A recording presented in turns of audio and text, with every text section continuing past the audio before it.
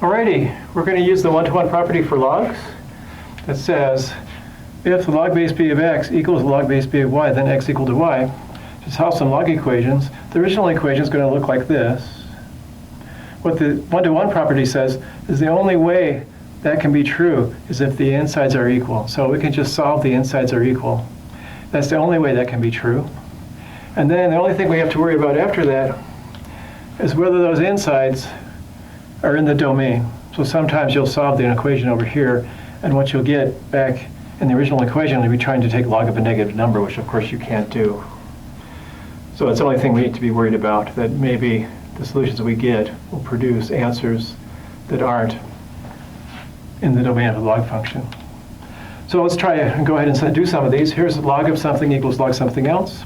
So we set that 3x minus 4 equal to 5. That's 3x equals 9 by adding 4, and then x is equal to 3. Now looking at that, when x is 3, this 3x plus 4 is equal to 5. Log of 5 is log of 5, solves the original equation, so no problem. There we go. Let's try this one up here. Here's log plus log, so we use the product rule. Log of x times x plus 3 is log of 4. So this is 4. X squared plus 3x equals 4. That's s squared plus 3x minus 4 equals 0. That better factor, x plus 4, x minus 1 equals 0. And so we'd have x equal to 1 and minus 4 as candidates for solutions.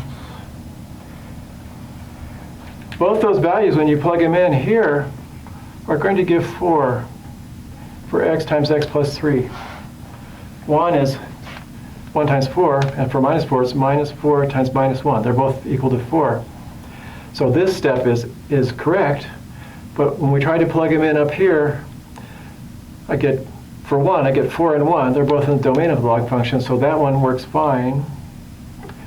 But minus 4 gives me minus 1 and minus 4 here, and minus 4 and minus 1, they're not in the domain of log function, so that they can't be used to solve the original equation because you can't evaluate the log at minus 4. You don't get a number.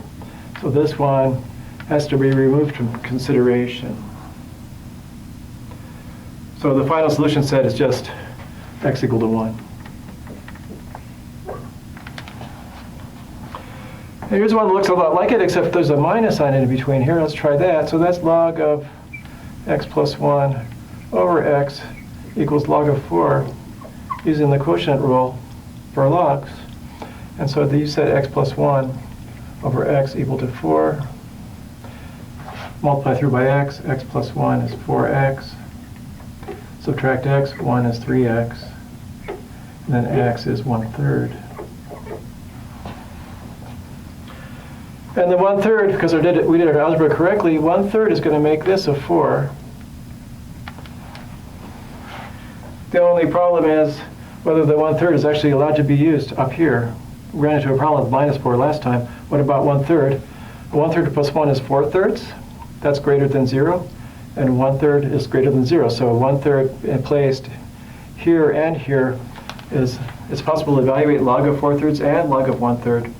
And everything's going to be fine. We can then use the rules for logs to combine them and get log of 4 like we wanted, and it's going to solve the system. So that one is a legitimate solution, and there are no solutions that have to be excluded in that case. It just happened up here. So you can't really tell in advance what's going to happen. Sometimes you get extra solutions you have to omit, and sometimes you don't. Even though you're using very similar techniques of combining logs together, using the rules, and then solving, there's no way to know whether your two solutions or one solution is going to work until you go back to the original equation and plug it in. Which we did, and we found out for number 1 there, the answer was x equal to 3. For 2, x is 1. We can't use minus 4. And for 3, x is 1/3 is the solution. Cool.